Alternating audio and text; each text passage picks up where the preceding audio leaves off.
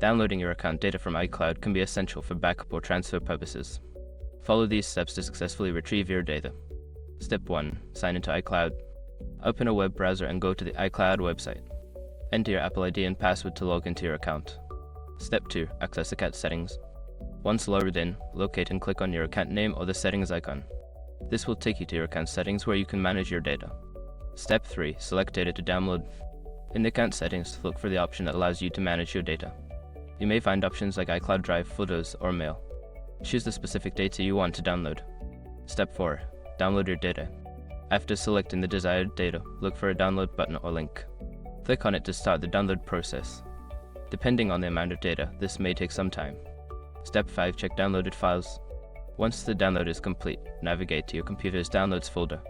Verify that all selected files have been downloaded correctly and are accessible. By following these steps, you can easily download your account data from iCloud. Make sure to keep your files organized for future reference.